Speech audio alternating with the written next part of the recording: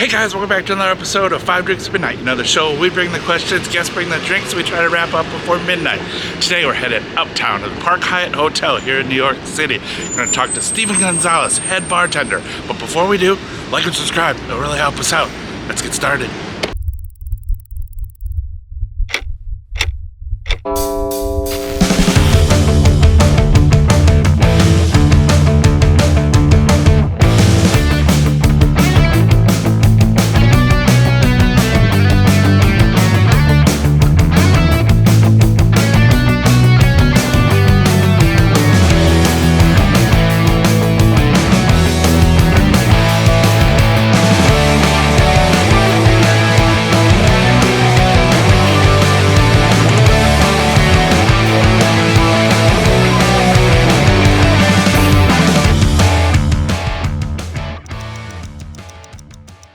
Stephen, thank you so much for joining us. 5 Drinks to Midnight, 5 drinks, 5 questions. Thanks for having us at the Park Hyatt Hotel here in New York City. How you doing? I'm doing great, brother. How you doing? I'm doing great. Thanks so much for the invite.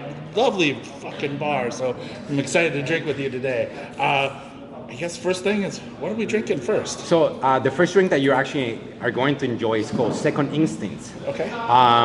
First, I'm going to tell you what goes in the glass, and then I'm going to give you a little bit of Please. Inspiration. What was the inspiration behind it? Awesome. So what you have right now is bourbon whiskey, a little bit of walnut liqueur, or nocino, as Italians would like to call it, since this is an Italian liqueur.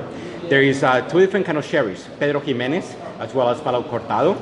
There is a tiny bit of sweet vermouth, otherwise wouldn't be a Manhattan variation, okay, right? And then there's also 2 type of bitters in there. There's Angostura bitters and chocolate mole bitters. Ooh, very nice. Yeah, so I actually use this cocktail for a competition, you know, a whiskey competition.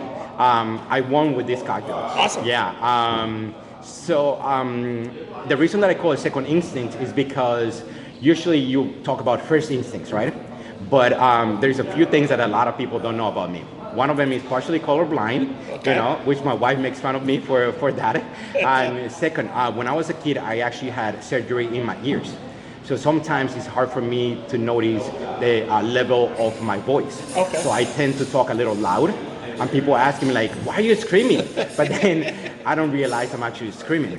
So that kind of like put a little bit more pressure on me to use my other senses.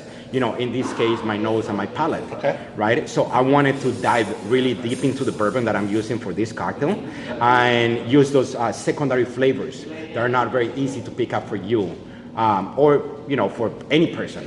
So I dove more right into those, right? And I wanted to highlight more of those flavors or aromas that you'll find in the bourbon. Awesome. Yeah. Well, cheers. Cheers, brother. Oh.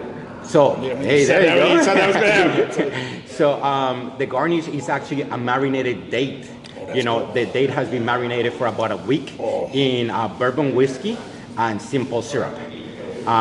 Usually I suggest while the people are having, you know, the cocktail, at some point they take a bite of the date. You know, usually towards the end because dates tend to be a little sweet, but I want them to experience the whole cocktail with the date because it would change the way the cocktail drinks. Okay. Yeah. And then this was the Woodford? Yes, this was the Woodford Manhattan competition. Okay. And so I presented this as my Manhattan variation, and then I presented a different cocktail as my signature cocktail. And you know, I did really well with both of them. I actually won, you know, with this cocktail and the other one that I mentioned as well. After the winner was announced, which it was me, the person who used to be their brand ambassador, who's no longer with the company, he told me that I did really well.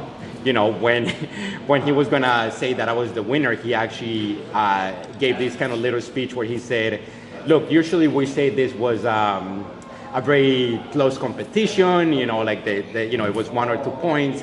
But he said, "Look, this time around, that was not the case. There was a clear winner. He literally wiped the floor with all of you. So next year, if you're gonna try to compete again, make sure you bring your A game level up. Fuck yeah. Because literally, this was a no doubter. You know, and then he called my name, and then you know he told me that I believe out of 100, my lowest score was like a 92. Okay. Yeah, out of so it was like a 92, a 94, or a 98. So essentially, it was like if you take that to like college or high school, whatever, that's like an A plus. Yes, yeah, that's amazing. Yeah, exactly. Like I couldn't do any better with this cocktail. Awesome. So I, Well deserved, because it's fucking glorious. Thank you very much, brother. It's so good. I appreciate it. I'm gonna take a bite. Of course, please do. Like I said, it does change a little bit of the the complexity of the cocktail. It brings different nuances that the date is allowed to absorb from the same bourbon that is in the cocktail. So like to me, it's just like the gift that keeps on giving. Yeah. There's just a little bit more in there. No, it's awesome. Like the date, you're right. It does. It changes the flavor. It just it's really great. I'm gonna have another sip. Like you like it, brother. And I know you're a vivid whiskey drinker. Yes. So this is great. This is amazing. I mean, no bullshit. Not just because you're drinking, but like that is like really because you're here. All right. Well, then question one. Let's go for it. Let's get this train kicking off. How'd you get started in the bar business? Okay, so I've been in the bar business for a very, very long time, right?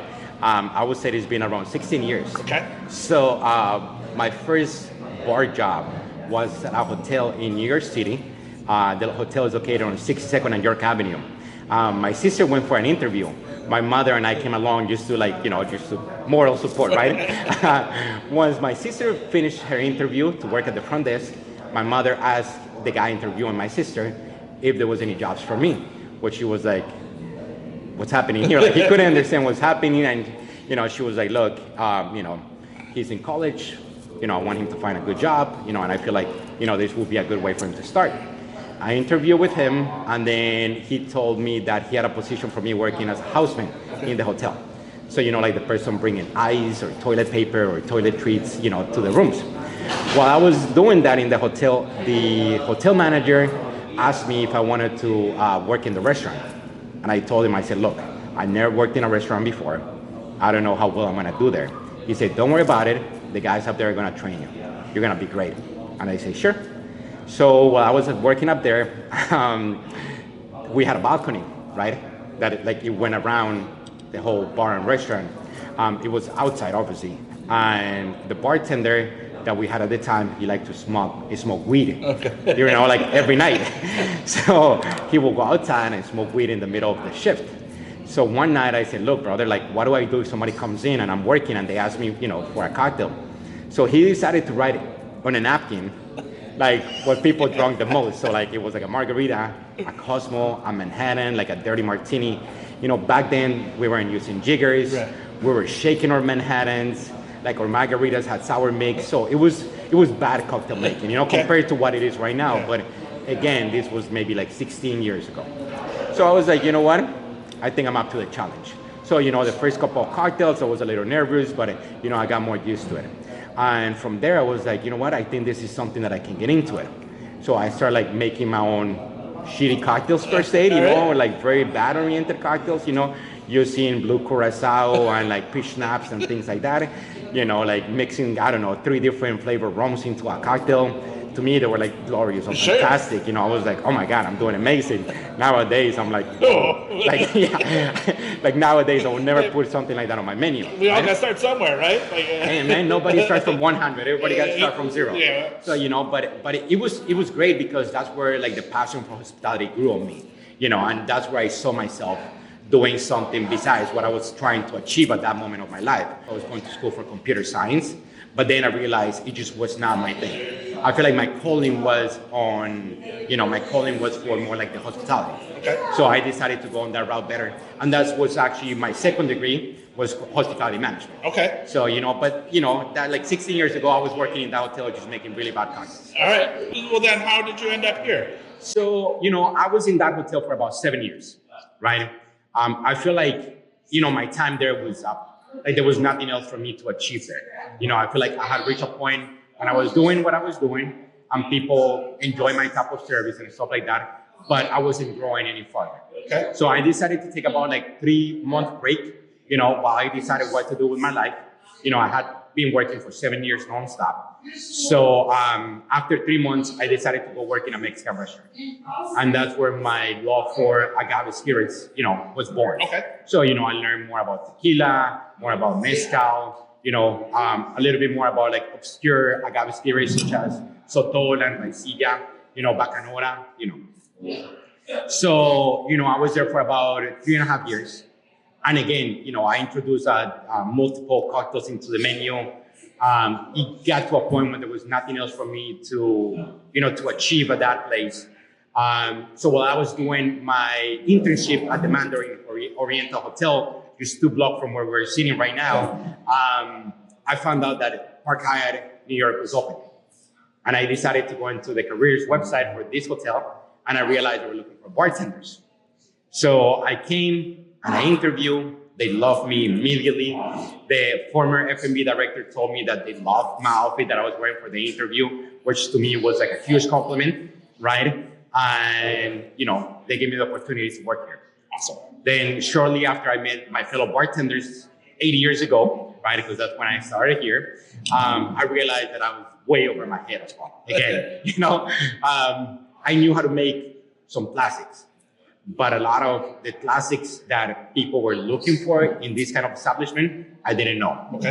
And I'm talking not about something that is hard to know, such an Aviation or Boulevardier or a Sazerac, but there were classics that I just wasn't aware they even existed. Okay. So I remember one time, I guess asked me for a Boulevardier. And I approached one of the other bartenders and I said, hey man, how do you make a Boulevardier? And he was like, what, you don't know how to make one? And I was like, no, that's what I'm asking you. So the other bartender, the third bartender approached the bartender that I was asking and said, hey man, just tell the guy how to make a freaking Boulevardier and we can move on to the next order. So, I told him, I said, look, you only have to tell me once. And I will remember for the rest of my life how to make a Boulevardier. He told me that time. I never had to ask another bartender how to make a Boulevardier. There you go. Now I'm winning cocktail competitions, traveling around the world, doing segments with you, Tim, No, I appreciate it. I enjoy everything that you make. So, this, again, obviously, I fucking hated this. So, this is... That was amazing. All right, well, that's question 1. Train's leaving the station. Man, let's do it. We're off to the next station. Let's go. All right, let's move on to the next one. Question 2, drink 2? Absolutely. What are we drinking? This looks fucking beautiful, by the way. So this drink is called Leaving a Mark. Okay. Right? So we used to have a general manager in the hotel called Mark Perdue. He was very essential to the growing of the brand, especially Park Hyatt New York.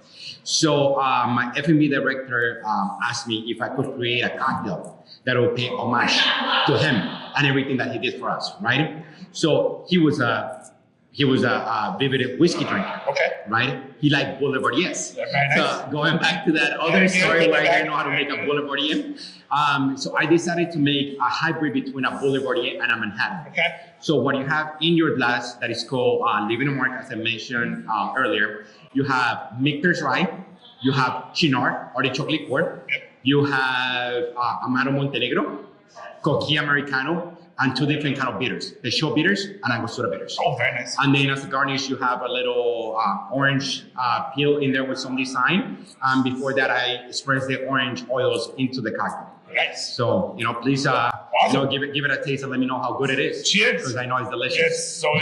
It's so pretty. It's so pretty. It's so pretty. I should mention that I also competed with this cocktail, right? I used it, for a whiskey competition as well, and it did extremely, extremely well. I have people that approached my table multiple times and wanted to keep drinking over and over again. That I told one of the guys, I was like, look, if you want to bottle it and sell it, let me know. We'll be business partners, Obviously, that never happened, but again, the drink is delicious. We put it on the menu before, and it did really, really well. Up to the point where nowadays, when people approach the bar and they want something with, that is similar to a Boulevardier when I'm Manhattan, I'll make them this.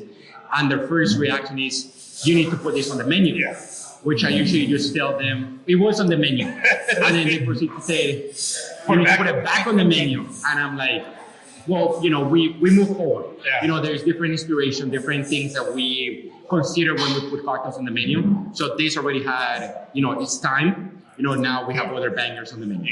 Yeah. And you do have other bangers. Thank you. Menu, but I know you tasted those as well. But I agree. Put this back on the menu because this is fucking glorious. So this is it's so good. How you like it, brother? All right, so question 2. Let's go. Working in a hotel environment Yes. versus a regular bar environment Yes. must be challenging yet different. Yes. Where do you see like the positives and the negative? Like, how's it different, and how do you cope with working in like a hotel environment versus a regular bar environment? Of course. So in a hotel environment, you have to remember a lot of people stay in a hotel for multiple days. So it's not just like, yes, we do have people that come and stay for one night, but then we also have people that stay for a week, for 2 weeks, for 3 weeks. So, it's a little bit more challenging because you kind of like, it's great that you build a relationship with those people that stay here for long, but again, they don't want to have the same cocktail every night.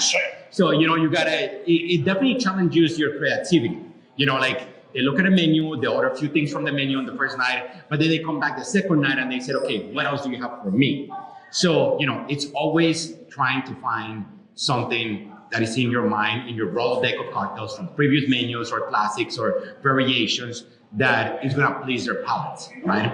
Remember, usually in a restaurant, you do have your regulars, but they might come once a week, right? Once a month, or in your case, when you go to some of your places, you go 3 or 4 times a week, right? But then you have your favorites that you always order, and then you try something new, but then you know what you're getting every time you go in there because you go there so often, right? So in here, it's also you have to balance, you have a little bit more leeway of how much you can actually serve someone. Because remember, they're just staying, a flight, they just gotta take an elevator up to the room. So that gives you a little bit more leeway of how much you can actually serve somebody. Because all they have to do is walk up to an elevator, press the button, get to the floor, open their room, and then they're right there. When you have people that come from the street, you have to remember they might have to take a train or an Uber, or they might be driving. Right. So you have to be a little bit more conscious of how much actually you can serve. Okay. So that becomes a challenge when you're like, at this point, I will only be able to serve you some water. Gotcha. Right. Also, working in a hotel, you have the advantage of working with great experience. Great ingredients. We have a kitchen that tries to cater for all kind of palates as well. So they try to get ingredients from all over the world. It could be Asian, Mediterranean, Latin American, European ingredients. So we're able to also utilize those ingredients into our cocktails. And that's a huge advantage. We also have beautiful glassware. Yeah. This is a water for crystal that you're drinking, So that also gives you the advantage of presentation. Sure. We use ice from 100-weight ice that you're very familiar with, Best ice in the world. Exactly, and it comes from Long Island City, part of a great cocktail bar called Doba-Yej, amazing bartenders, amazing, cocktail program, amazing ice program. Yeah. So, other places, they don't have the budget or the ability to use this kind of ice, this kind of ingredients, this kind of glassware. Also, in here, you kind of have a little bit more like curious interactions. Like at one point I had 2 guests, right?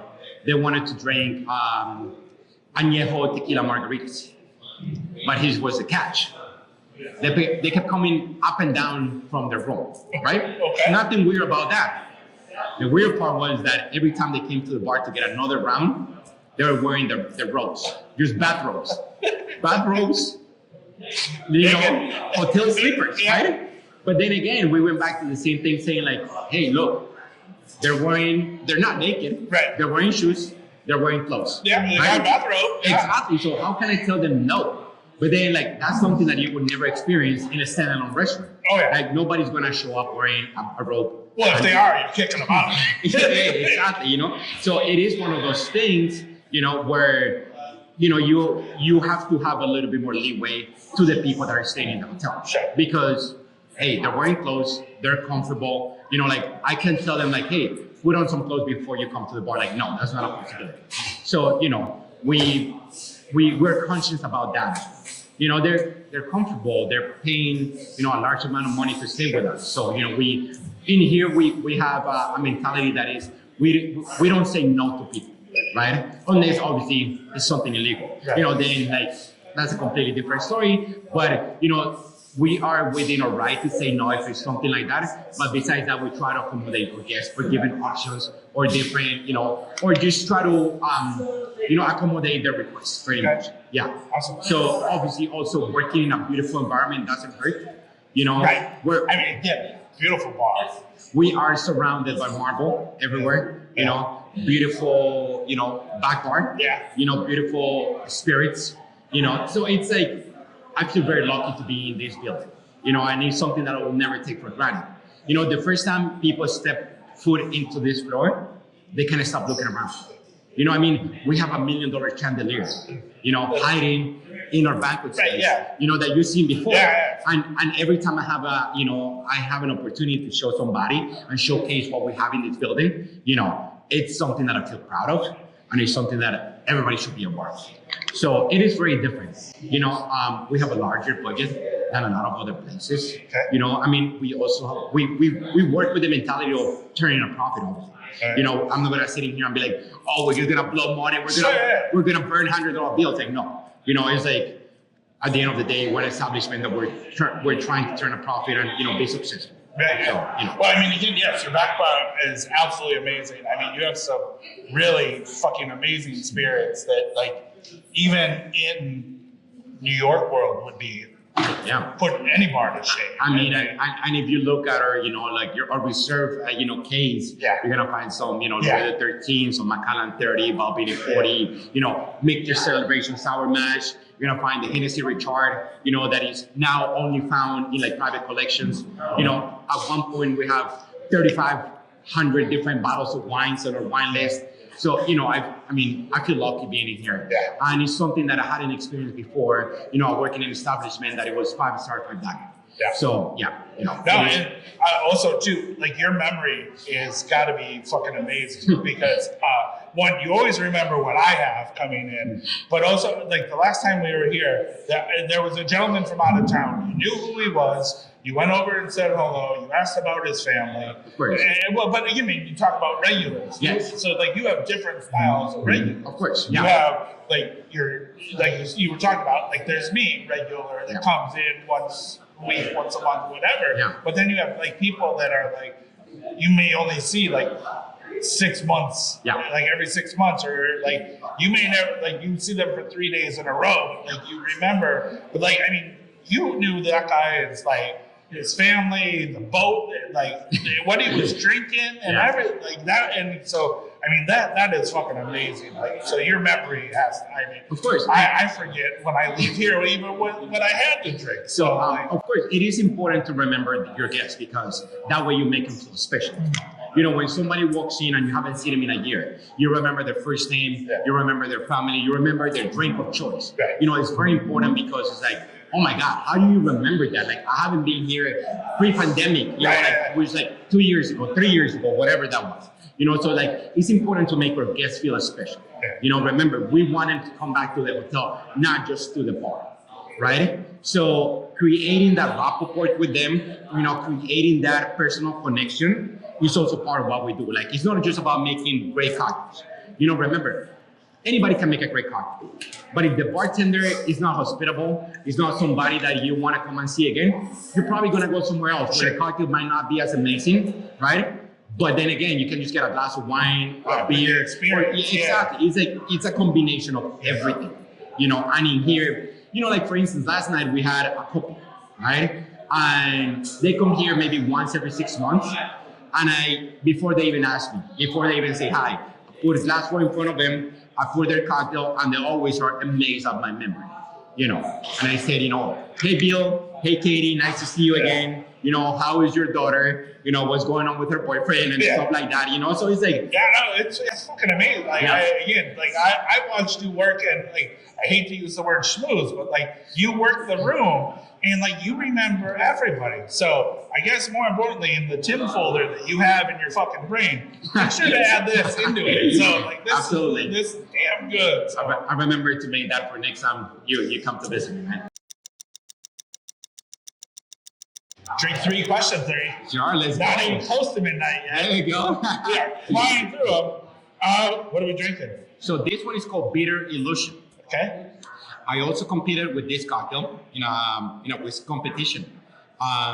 This one is made with rye whiskey, a little bit of Luxardo Bitter Bianco, A very cute liqueur. I like to call it cute because it's not very known. It's called Bir, B-I-B-Y-R-R-H,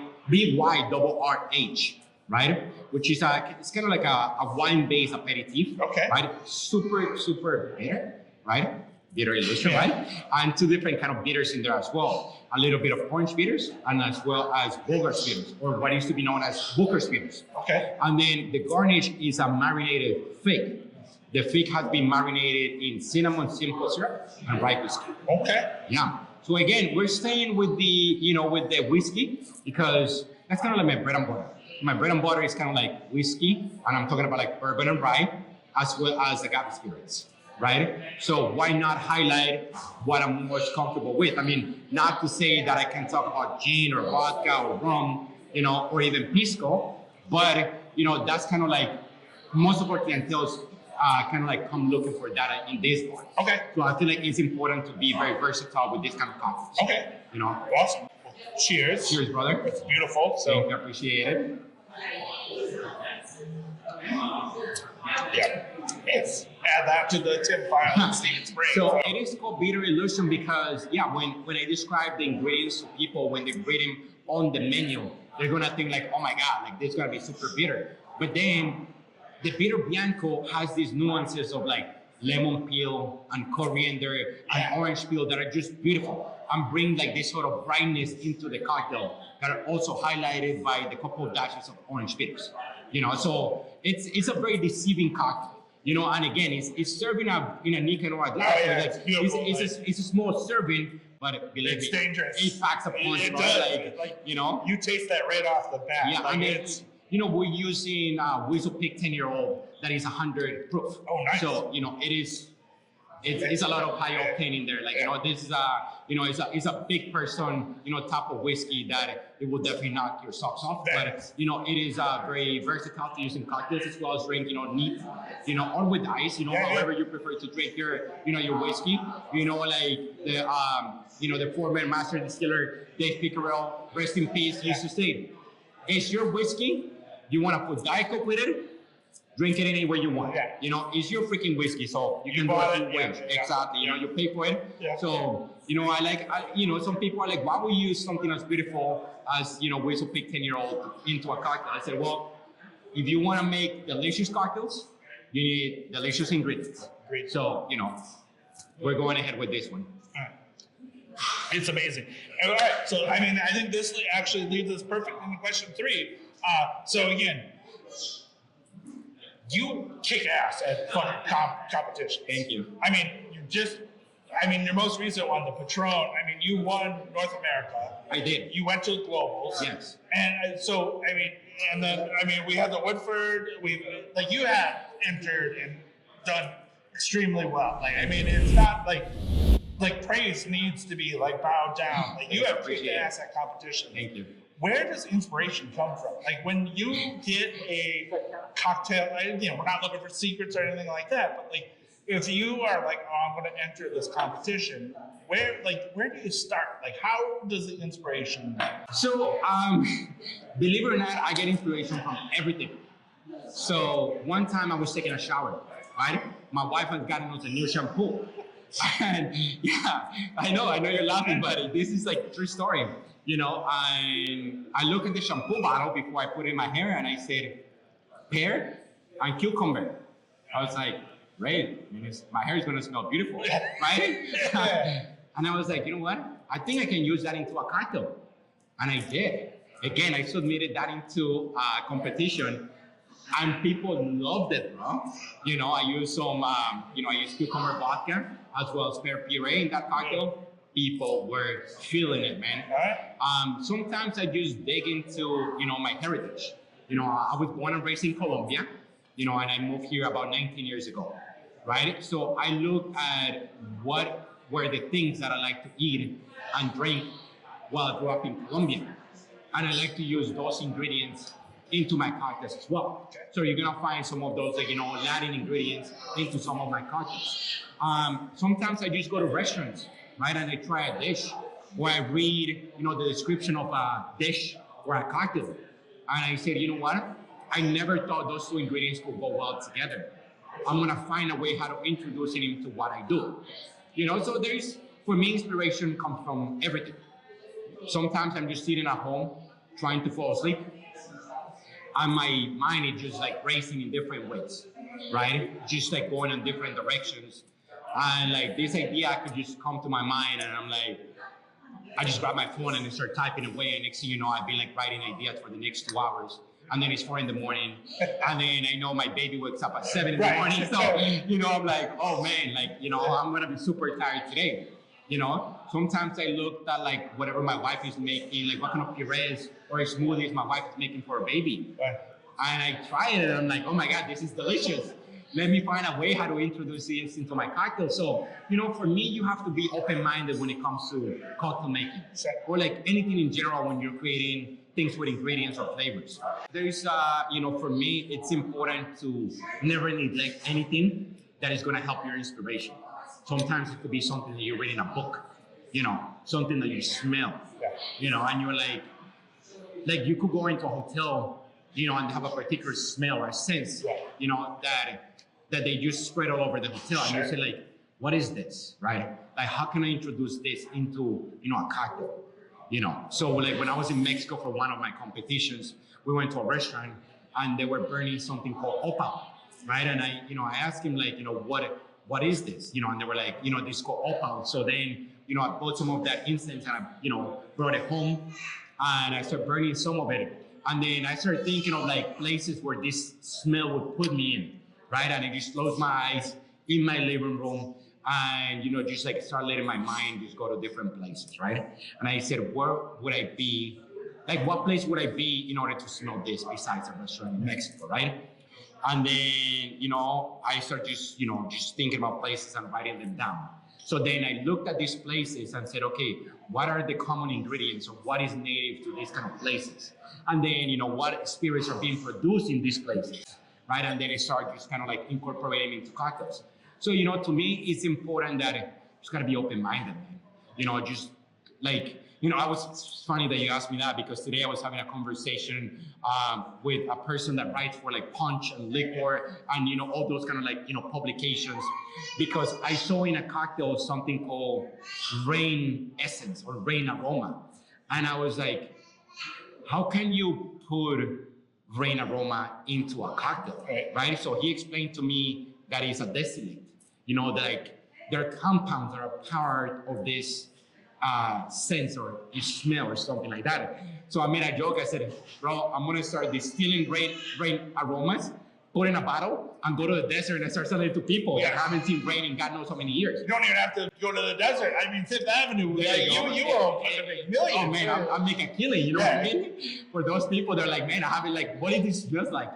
There's people selling air nowadays, and some people might think like this is a scam or this and that, but believe it or not, there's places where the pollution is so high, like you don't get to smell like nature anymore, right? So like I know I was going a little bit off topic on that, but it is important just to remember that inspiration can come from anything. So with the cocktail competitions, like circling back, do they approach you now? Because I mean, you have obviously kicked ass, or like, do you have brand ambassadors saying, "Hey, you should enter," or how does that work?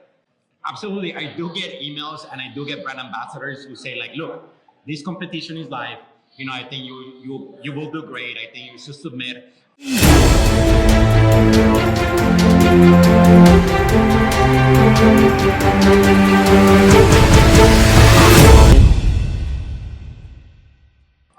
But truth be told, I am retired from cocktail competition. Okay. Yeah, so Patron was the last one? Yeah, Patron was the last one, and like you will be able to taste, the Patron winning cocktail, for the United States, today, and I would save that part of the topic for when I present that cocktail to you. So, I will definitely bring it back up, and I will explain the reason why. Awesome. So, more to come. Question 4, drinks 4. Let's go. What are we drinking? You're drinking a cocktail called Gonzalez. So this is a namesake. Yeah, namesake. This is a variation on a Negroni. Okay. I mean, I'm sure you know where the name of Negroni came from. Sure. So this Gonzalez is my last name. So this is a mezcal Negroni variation. Okay. So you have some Siete Misterios Doba-Yej mezcal. Chinar, artichoke liqueur. Again, you have a little bit of Pedro Jimenez and some grapefruit bitters. I mean, as a lot of people in the industry know, and a lot of our guests will know, grapefruit and mezcal go really, really well together. So, I wanted to highlight some of those nuances, that go on the mezcal, with the addition of the grapefruit bitters in there. All right. Yeah. Awesome.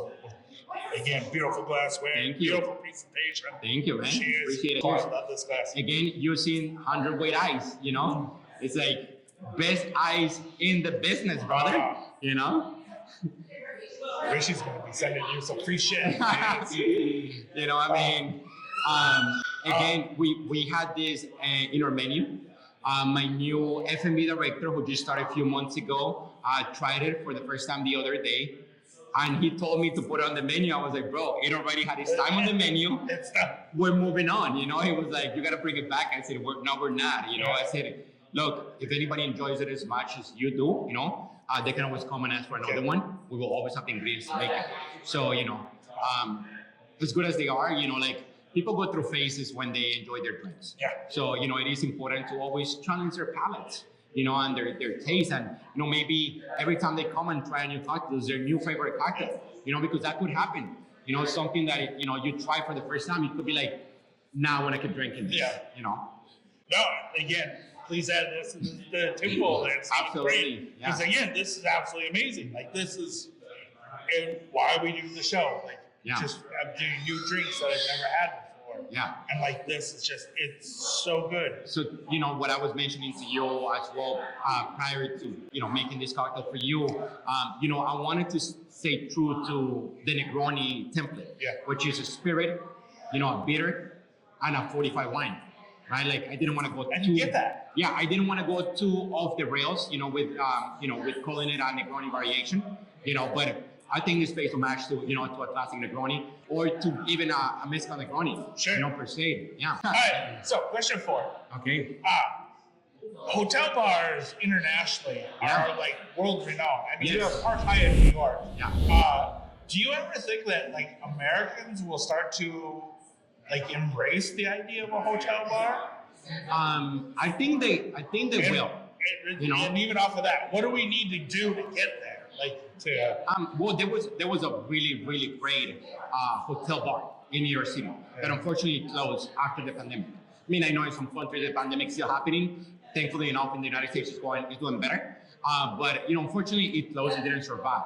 And they used to be amazing. One of my favorite bars in the world. Right? I mean, they made it in the 50 best list before. So there's people that are aware of those kind of places, right? And I think it's important to introduce not only your guests, but also the locals from the city. That hotel bars could be very, very successful. Sure. And it's not only about being luxurious, but it's also about what you're serving there. So we need. We need cocktails, we need, food, we need ambience, right? That is going to go up to par with the 5-star and 5 diamond. That is a classification of the hotel. Sure. You can just be serving just beer on tap, and wine from a box. Right. In a hotel bar when you're offering so much more when it comes to accommodations. So I think it needs to go parallel. What you're offering at the bar to what you're offering in the rooms. Okay. So, I did notice that, a lot of people said, you know what, I stayed here in this hotel. I went to multiple cocktail bars in the city, and you guys make amazing cocktails. You guys should not be jealous of what other people are making, because if you guys are not better, you're probably up to par with Sure. And, that's a huge compliment. Your cocktails are amazing. So, it is important to us also. to you. Thank you, appreciate it, Tim. And it's important for us to also use, techniques, advanced techniques, but not to advanced that are going to overwhelm our guests. Because again, we do have a lot of international guests, and all they know is whatever they drink at home. Sure. So we want them to come here and don't feel like they're reading a menu in a language they don't understand. We want them to come here and look at the menu and say, you know what? I can relate to this. I'm gonna give this a shot. I don't want him to feel like afraid or threatened and be like, you know what? I need to go and order a mojito which is delicious. Don't get me wrong. A great mojito beats a lot of other cocktails out there, right? But to me, it's like you drink a mojito when you're at the beach. You know, it's like we're in New York City, you know, enjoy a Manhattan variation, enjoy a Negroni variation, you know, enjoy an old fashioned, or maybe have one of the sours that we currently have in our menu. You know, so it's like, you know, it's important to make sure that we're catering towards the clientele as well. Sure. You know, because we don't want to put a menu that people come here and they just looked at it. I'm just gonna get a glass of wine. I'm gonna get a gin and tonic, which there's nothing wrong with that. Sure. But also, Anybody, you can go across the street to get exactly. You know, here at the living room. exactly. Like, have something that is fucking special. Yeah. So, you know, we do change our menu seasonally, right? And again, we want to embrace those ingredients that are in full bloom during those seasons. You know, so a lot of our garnishes or fire garnishes, we source them from upstate New York. You know, we try not to bring too many of those garnishes from out of state. You know, so like oregano flowers, you know, they come in dried, you know, but then we like, or after a couple of days that we have them, you start seeing a little bit of the white bloom in there. Sure. You know, so like those are things that we can use for 3-4 months without us having to worry that they're gonna go bad. Right. You know, so it is important for us. For instance, you know, after we peel our grapefruits or our oranges, we make sure that we use that freshly squeezed grapefruit juice, you know, and orange juice, either for the bar or for guests at the hotel that come enjoy breakfast, and that's what they're looking for.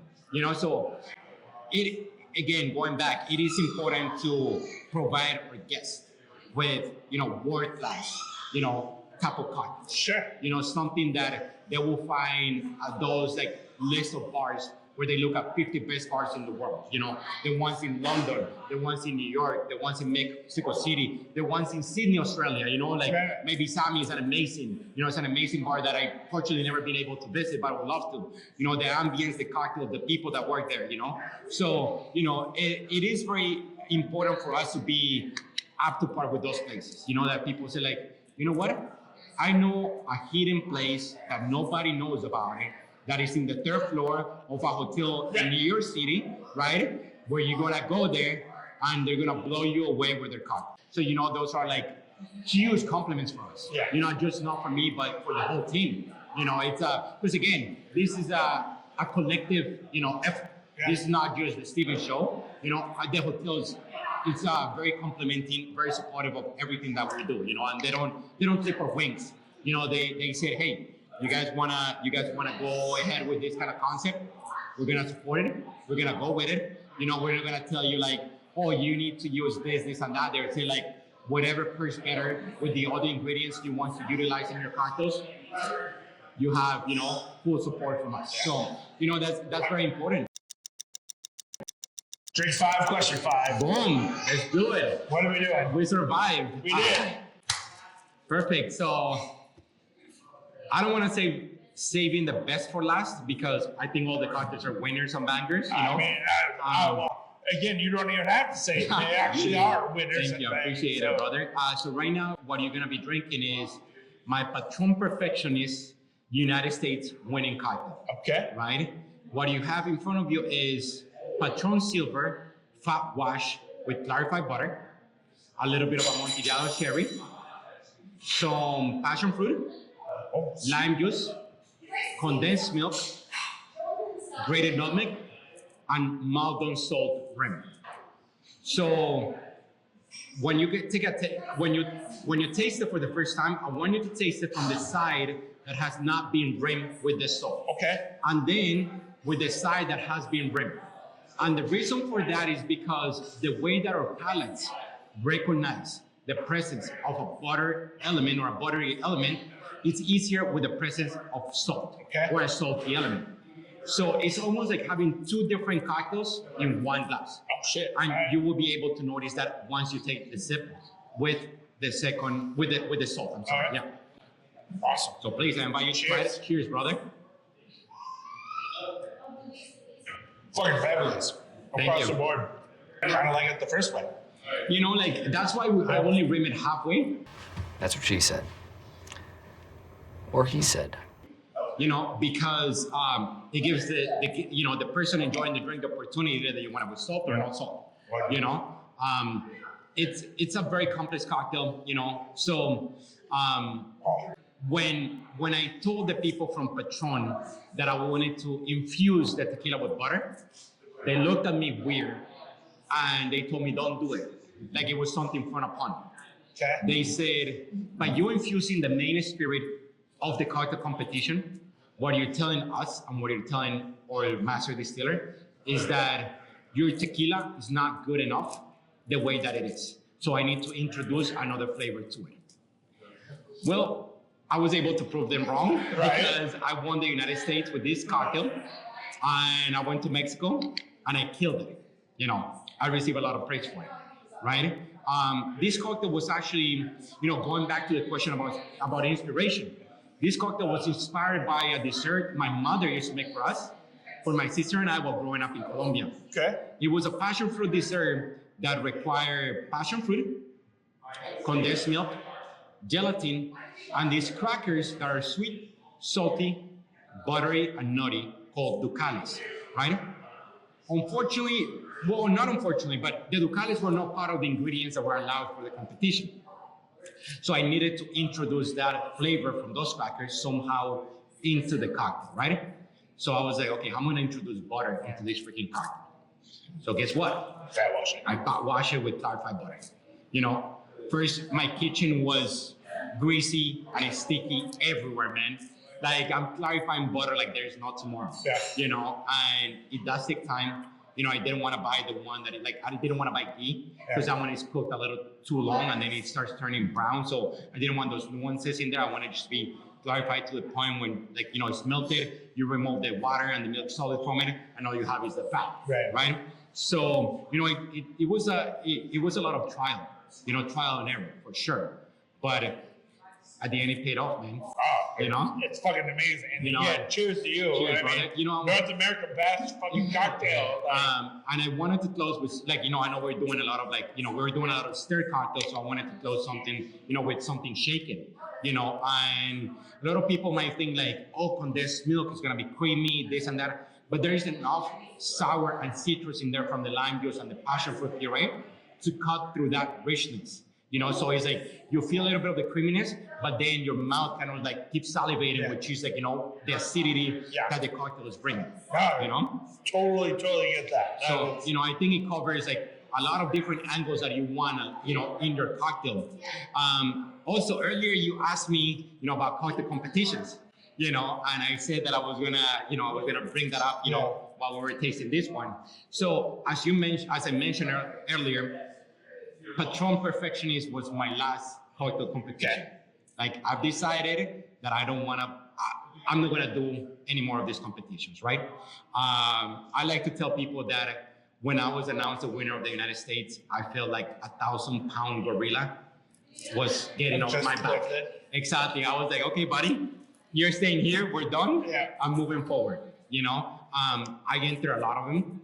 I lost more than I won, right? Which, you know, it is what it is. There is a lot of talented bartenders out there, you know, and I give kudos to all of them for keep entering all these competitions because, you know, it's time, it's effort, it's creativity, it's money. You know, it does take a lot from you. And also, every time you get that email that says, like, unfortunately, you didn't qualify, your score didn't qualify, you feel like somebody's charting, you know, your heart. Like somebody, like, you know, so it's hard to take. So for all those bartenders that are submitting for these competitions, like, trust me, it's not easy, you know. And so, you know, I wanted to go with a bang, you know, and like, even before I was announced that I was the winner of the United States, right? I had already decided that it was my last competition. And the reason for that is because my wife and I have a 1-year-old baby, right? Our daughter named Nika, and I want to spend more time with her. I want to start creating those same memories that my mother created for my sister and I want to do the same thing for her. You know, and as I mentioned, this is very time consuming, you know, and it's not easy, you know, so like I'd rather see her smile every time I make a funny face or a funny, you know, noise than, you know, seeing somebody, you know, rip apart what I have just created, you know. So it is important to remember that not one cocktail is going to be for everyone, you know.